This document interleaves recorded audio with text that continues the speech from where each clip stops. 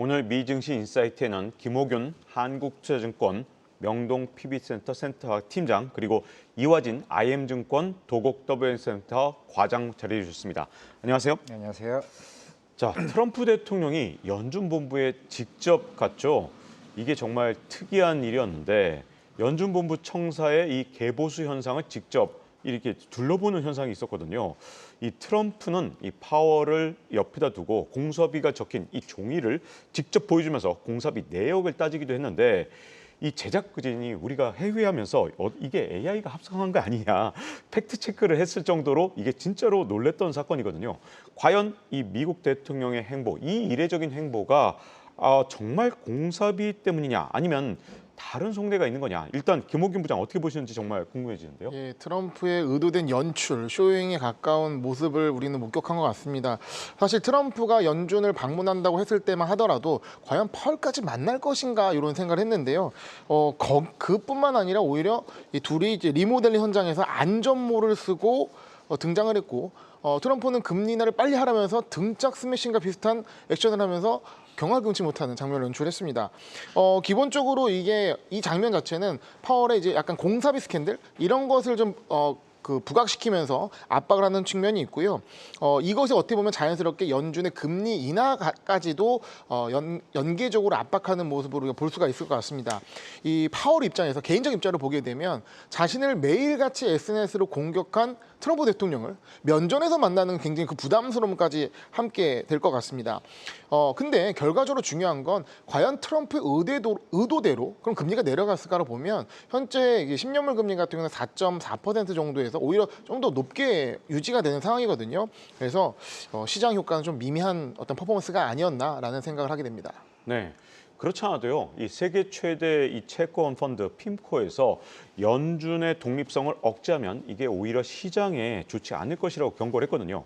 자, 만약에 트럼프 대통령의 뜻대로 파월이 자리에서 물러나게 된다. 물론 이게 쉬운 일은 아닙니다만 혹시 그렇게 가정을 했을 때 어떤 장단점이 있을지 이화진 과장 어떻게 보십니까? 네, 결국에는 이제 중앙은행과 관련된 좀 독립성에 대한 보장. 물론 이제 그런 연준 의장 같은 경우는 4년 임기가 이제 보장이 되어 있죠. 내년 한 중순까지 되는 걸로 보이고 있는데, 물론 이제 그 핑크에서도 얘기한 게 결국에는 만약에 이게 트럼프 대통령으로 인해서 빠르게 파월 이제 의장이 해임을 한다라고 하게 되면 결국에 달러와 관련된 기초 통화에 대한 지위나 아니면 미국 국채와 관련된 이제 안전자산 매력 자체가 조금 사라질 수 있다. 뭐 그걸 좀 우려하는 것 같습니다. 물론 저번에도 이제 파월 관련 사임 이슈가 나오면서 결국에는 달러와 약세가 나오게 됐고 그 국채 금리가 이제 급등하는 이제 모습을 좀 보여줬었기 때문에.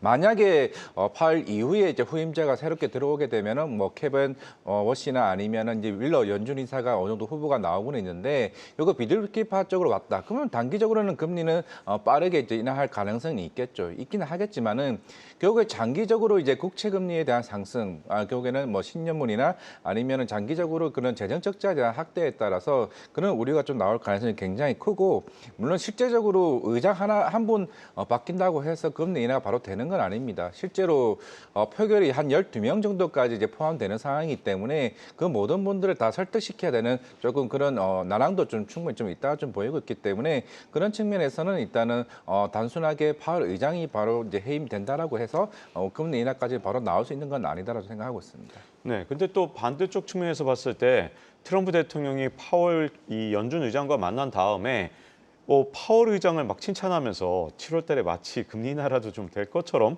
뭔가 좀 분위기가 좀 바뀐 점도 있거든요. 뭐 가능성이 물론 현재까지는 없습니다만 만약에 금리 인하가 언제쯤 일어날지 그렇게 되면 또 미국채 금리에 파월이 그대로 있다 하더라도 혹시라도 그게 또 영향을 미치는 건 아닌지 이것도 궁금해지거든요. 네, 안 그래도 이제 금방 이제 속보로 이제 뭐 물론 이제 트럼프 대통령이 이제 어제 이제 만남 이후에 이제 파월 의장이 금리 인하와 관련해서 좀 마음이 바뀌었다는 식으로 일단은 어느 정도 얘기는 나오고는 있습니다. 그래서 이제 CME 패드 회치를 봤는데 일단은 뭐 7월 달 관련해서는 일단 그대로입니다. 동결 가능성이 95%인데 대신에 이제 9월 달 금리 이제 인하 가능성이 그 65%까지 좀 올라왔습니다. 일단은 지금 당장에 이제 일주일밖에 남지 않은 상황이기 때문에 그런 이제 신속한 그런 금리에 대한 변화 가능성은 굉장히 낮은 이제 측면에 있는 상황이고 최근에 보면 고용에 대한 둔화 조금 모습이 나아졌고 물가에 대한 살짝 안정된 모습 좀 나아졌었기 때문에 오히려 9월에 대한 이제 그 금리에 대한 기조가 좀 더 강하게 나오는 부분이 아닌가 생각을 하고 있습니다. 네. 자, 미국의 6월에 S&P 글로벌 제조업 PMI 지수가 지난해 이 10월 이후로 처음으로 위축 국면에 접어들었거든요. 그런데 좀 특이한 건 서비스 PMI는 호조입니다. 제조업이 줄어든 거 이걸 전부 다 상쇄할 정도인데 자, 과연 이런 지표들이 다음 주에 예정된 FOMC에 과연 어떤 영향을 줄지 김옥윤 팀장 어떻게 생각하십니까? 네, 말씀하신 대로 전일 S&P 이 PMI가 발표가 있었습니다. 이 서비스업은 예상을 좀 크게 상회했고요. 하지만 제조업은 예상을 하회했고 49.5로 50이라는 기준을 밑으로 나왔기 때문에 위축을 나타냈습니다. 근데 시장 영향은 비교적 미미하다고 봐야 할 것 같은데요. 어떻게 보면 해당 지표는 찐 PMI라고 불리는 ISM PMI보다는 좀 중량감이 낮기 때문에 해당되는 데이터가 나왔고 또 갈리는 데이터, 서비스업과 제조업과 갈리는 데이터가 나왔기 때문에 시장 충격이라든가 임팩트는 좀 약했다라고 보고 있습니다. 실제 10년물 금리의 움직임이라든가 그 패드와치의 기대의 변화가 크게 나타나지가 않았기 때문에 그래서 이번 지표가 바로 다음 주에 있을 FOMC에 미치는 영향은 낮다. 크게 영향을 주진 못했다라고 평가하고 있습니다. 네. 워낙 뭐 다음 주에 열리는 FOMC는 동결이 워낙 대세니까 그럼 혹시 9월에라도 영향을 줄 수 있는 게 아닌가 이런 생각도 좀 드는데요. 이화진 과장은 또 어떻게 보시나요? 네, 그렇죠. 지금 이제 뭐 파월 의장이 얘기했던 뭐 7월 이제 8월 데이터가 이제 중요한 만큼 물론 이제 이번 CPI에서도 이제 코어 CPI 자체가 3%는 넘지 않았다는 점, 2.9%까지 내려왔었죠. 그러면 이제 시장에서 보는 거는 뭐 PCE 데이터도 있긴 하겠지만은 이제 앞에서 얘기했던 뭐 PMI 관련 데이터도 마찬가지겠지만은 일단은 고용에 대한 둔화 부분을 조금 더 확인할 필요는 좀 있다 좀 생각을 하고 있습니다. 아직까지는 연준 의사들이나 이런 부분에서는 조금은 좀 재확인이 좀 필요한 상황이라 좀 볼 수가 있는 좀 상황이기 때문에 지금 이제 9월달 관련 물론 이제 하나둘씩 그런 제조업 쪽에 대한 수주 감소 부분이 어느 정도 나오고 있고 대신에 서비스업에 대한 강세가 계속 꾸준히 좀 나오고 있는 부분이기 때문에 아직까지는 관세에 대한 부분 물론 이제 이틀 전에 이제 GM이 실적 발표에 나오게 되면서 쇼크가 나왔었죠. 쇼크가 나왔다는 거는 그만큼 관세 쪽에 대한 뭐 부담이 클 수밖에 없었던 상황이기 때문에 결국 실적 발표가 하나둘씩 좀 마무리됐을 때 그러면 이제 다음 달에 나올 이제 7월달 데이터가 아무래도 그게 좀 시장에 대한 변화가 좀 줄 수 있지 않을까 생각을 하고 있습니다. 네, 그러면 과연 이 9월에 금리 인하 조건들이 과연 어떤 것들인지가 궁금해지는데요. 자, 이화진 과장께서는 조건을 어떻게 보십니까?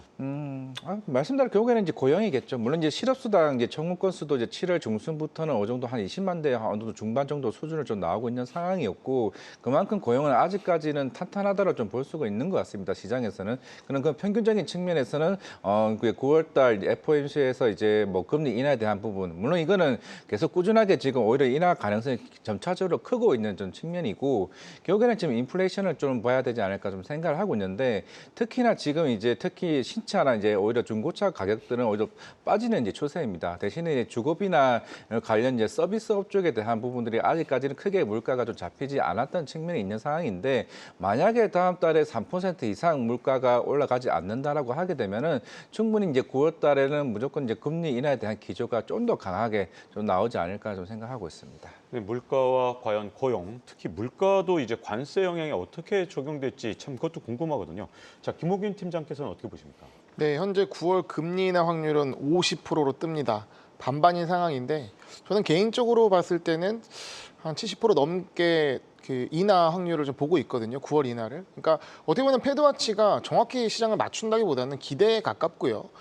그리고 워낙 어떤 진폭이 크게 변화하기 때문에 이게 이대로 갈 거라는 보장도 없습니다. 근데 종합적으로 현재 뭐 그 파월의 압박이라든가 그 트럼프의 압박이라든가 어떤 경제 지표 데이터라든가를 봤을 때는 아무래도 9월에는 인하하지 않을까라는 생각을 좀 하고 있고요. 그러면 핵심적인 지표는 물가와 고용이라고 보여지는데 물가는 현재 일관적으로 좀 안정적으로 2% 가깝게 붙어 나오기 때문에 이 부분은 좀 비교적 안정적으로 해석할 수 있을 것 같습니다. 그러니까 물가 상승이 이 제한적이면 되면 좋다는 거죠. 관세의 영향을 덜 받고 이제 고용 데이터는 혼재하는 상황이기 때문에 좋을 수도 있고 안 좋을 수도 있습니다. 근데 둔화될수록 금리 인하 가능성은 높아집니다. 그래서 이런 어떤 전반적인 상황 속에서 9월 정도는 인하를 해야 되지 않나라는 컨센서스가 모아질 것 같고요.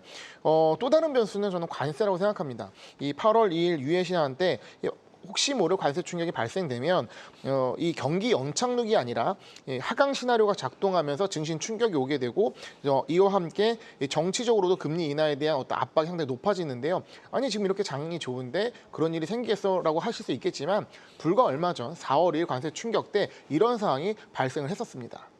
네, 이 8월 1일 이 상호 관세 시행을 앞두고 관세 협상이 빠르게 진행되면서 일본 같은 경우 이 자동차 관세율이 품목 관세인데도 불구하고 25%가 아니라 결국 일본이 원래 내던 2.5% 관세에 12.5만 더해서 15%로 정해졌습니다.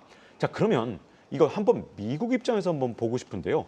이화정 과장께서 보실 때 그럼 미국의 자동차 업체들은 뭐 상대적으로 훨씬 불리한 건데 어떻게 변화를 가져오게 될까요? 예, 결국에는 이번 관세에서 철강과 알루미늄은 50% 관세는 계속 그대로 이제 유지하게 됩니다. 그렇게 되면은 물론 이제 GM 실적 발표도 금방 이제 말씀을 드렸고, 그럼 당연히 이제 미국 이제 제조업체 입장에서는 굉장히 이제 그런 관세에 대한 부담이 클 수밖에 없는 상황이죠. 그러면 당연히 일본은 특히 도요타도 그렇고 혼다도 그렇고 북미 쪽 수출 비중이 그냥 30% 정도 이제 비중이 굉장히 큽니다. 그런 상황에서는 일본 자동차는 굉장히 득을 이제 보는 측면이 있고, 대신 미국 입장에서는 물론 이번 방위 분담비 지출에 대한 증가가 이제 커지게 되면서 이제 일본 국가들에게 보잉 100대 정도에 대한 수입을 받게 됐죠. 거기에 대해서 이제 뭐 농산품이나 아니면은 그런 방위 산업에 대한 수요는 더 확대되는 측면이 있고, 물론 제일 큰 거는 결국은 5,500억 달러와 관련된 투자라고 좀 생각을 하고 있습니다. 이거는 뭐 LNG 프로젝트나 여러 가지 이제 패키지 투자를 이제 본격적으로 하게 되면은 거기에 따른 90%에 대한 수익을 올릴 수 있다는 측면에서는 미국이 가장 이번 관세 협상에서 큰 부분이 아닌가 좀 생각을 하고 있는데, 물론 여기서 이제 미국 입장에서는 이제 캐나다나 멕시코 쪽에 이제 공장의 이제 관세가 아직까지는 그쪽의 협상이 좀 더 지켜봐야 되는 좀 입장이 좀 되지 않을까 좀 생각하고 있기 때문에 이거는 관세 협상의 추이를 좀 확인한 뒤에는 좀 확인해야 되지 않나 생각을 하고 있습니다. 네, 유럽 중앙은행 ECB에서 1년 동안 계속 이어오던 금리 인하를 중단했는데 그 이유가 결국은 미국과의 관세 협상이 워낙 불확실성이 높아졌기 때문이거든요. 자, 과연 미국과 EU의 관세 협상 어떤 식으로 마무리될까요? 김호진 팀장. 네, 일본과 협상이 마무리되면서 시장의 시선은 자연스럽게 우리나라와 유럽, EU에 쏠리게 될 수밖에 없습니다.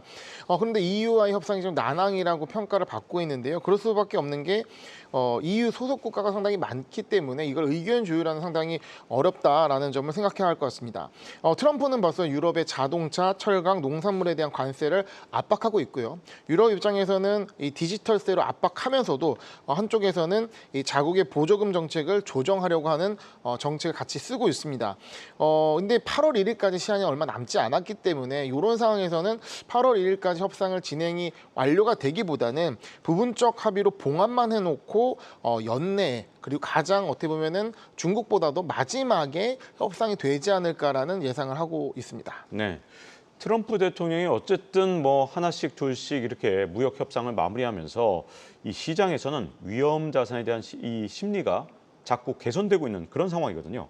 혹시 이럴 때 어떻게 투자를 봐야 되는지 이화진 과장께서 어떻게 보십니까? 네, 트럼프 대통령은 일단은 8월 1일 날 좀 관세를 대부분 다 마무리를 하려고 지금 계획 중에 있는 것 같습니다. 나머지 국가는 일부 이제 서한으로 이제 발송할 가능성이 있는 상황에서, 물론 이제 그동안 미국 시장에 이제 관련된 뭐 성장주들, 특히 뭐 AI 쪽 관련해서는 계속 꾸준히 좀 성장하는 모습을 좀 보여왔죠. 물론 최근에도 뭐 우크라이나나 아니면은 이제 이스라엘 쪽에 대한 지정학적 이제 긴장감이 어느 정도 완화된 좀 스탠스에 좀 있는 좀 상황이기 때문에, 물론 이제 그런 성장주들에 대한 부담은 충분히 좀 있다고 생각하고 있습니다. 아마 그 무역 협상 이후에 이제 시장에서 보는 뭐 하반기와 관련된 밸류에이션에 대한 가이던스를 충분히 조금 반영될 가능성이 좀 있다라고 봤을 때, 최근에 특히 금융주들 실적 굉장히 또 잘 나왔습니다. 물론 그런 측면에서 이제 조정하는 정책과 같은 배당에 대한 기대감이 충분히 좀 커질 수 있다고 보고 있을 때, 너무 이제 성장주 쪽에 대한 매물되는 모습보다는 어느 정도 이제 분산되는 가치주와 나눠지는 이제 포트폴리오 재조정이 좀 필요하지 않을까 좀 생각을 하고 있습니다.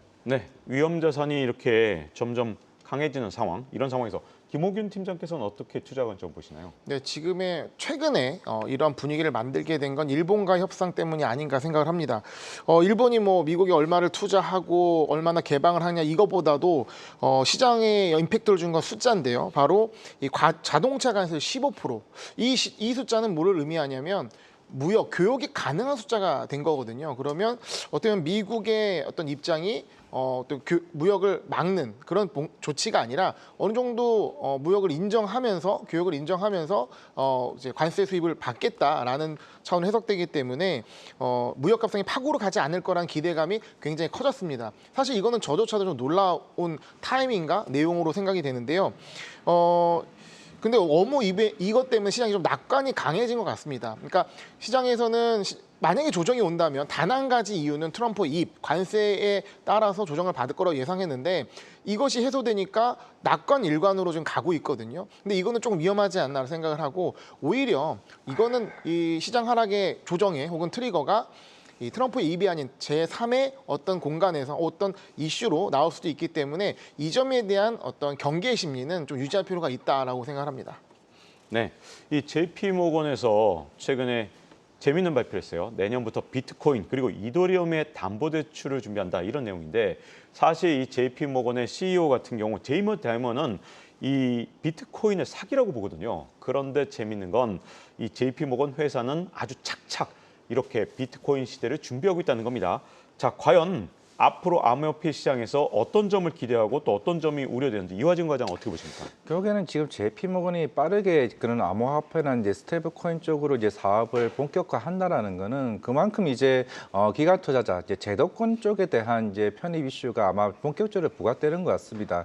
뭐 일단 지나가는 이제 설문조사도 있긴 했지만은 특히 올해 이제 자산운용사 쪽에서 이런 디지털 자산과 관련된 운용 편입 이제 비율이 80% 이상 이제 좀 참여하겠다는 의견들이 좀 굉장히 많았던 측면이 있었던 만큼 그만큼 이제 어느 정도 최근에 이제 그 지니어스법도 마찬가지겠지만은 그런 이제 규제와 관련된 기반들이 하나둘씩 어느 정도 자꾸 이슈가 좀 생길 가능성이 있다고 좀 생각하고 있고 그런 측면에서는 어느 정도 금융 인프라에 대한 기반들이 어느 정도 시장에서는 충분히 부각받지 않을까 좀 생각하고 있습니다. 물론 이제 워낙 이제 코인과 관련해서는 좀 변동성이 굉장히 큰 만큼 특히나 이와 관련된 뭐 투기적인 뭐 이런 시스템 이슈가 있거나 아니면 관련돼서 이제 그런 이제 여러 가지 좀 이슈들이 좀 있지 않을까 싶은데 결국 자금 세탁과 관련된 우려들이 좀 시장에서는 어느 정도 좀 우려되는 부분도 없지 않아 있지 않을까 생각을 하고 있습니다. 네, 향후 암호화폐 시장 과연 김호균 팀장은 어떻게 보시는지 궁금한데요. 네, 사실 연초만 하더라도 트럼프 대통령이 스테이블 코인을 제도화하면서 금리나 압력을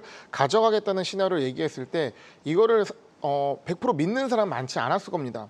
근데 이 서클이 상장을 하고 이 지니어스 액트가 통과하게 되면서 스테이블 코인을 통한 금리 인하가 가능성이 현실화되고 있다라고 봐야 할 것 같은데요. 특히 이제 미국의 재정 건전성을 의심하면서 이 채권을 공격하는 이 자경단이 존재함에도 불구하고 금리는 5%까지 높아지지 않고 어느 정도 자리를 지키고 있는 상황입니다. 저는 이것에 대한 가장 큰 이유는 세 가지의 이 정부의 통제 압박 수단이 있기 때문이라고 보여지는데요. 첫 번째가 바로 이 스테이블 코인의 존재이고 두 번째는 이제 SLR 규제가 이제 풀리게 되면서 이 대형 은행들이 이 국채를 더 매입할 수 있는 룸을 열어두는 부분이 기대를 하고 있고 또한 이제 무역 협상 현재 진행 중이기 때문에 무역 협상을 통해서 미국의 국채를 더 매수하려는 압박을 한다. 이 세 가지가 동시에 작용된다면 아무리 이제 재정 부담이 있다 하더라도 이 국채 수요가 확보되기 때문에 금리는 내려갈 수 있다 이런 시나리오가 작동하는 것 같습니다. 그리고 한편 이제 대형 은행들의 코인을 참여하는 부분 같은 경우는 이제 스테이블 코인과 비트코인이 다르기 때문에 이런 부분에서 이더리움 투자회사까지 등장하는 부분이 좀 주목을 할 필요가 있다 생각을 합니다. 네, 이렇게 오늘 미증시 인사이트에서는요 이화진 과장 그리고 김호균 팀장과 함께했습니다. 감사합니다.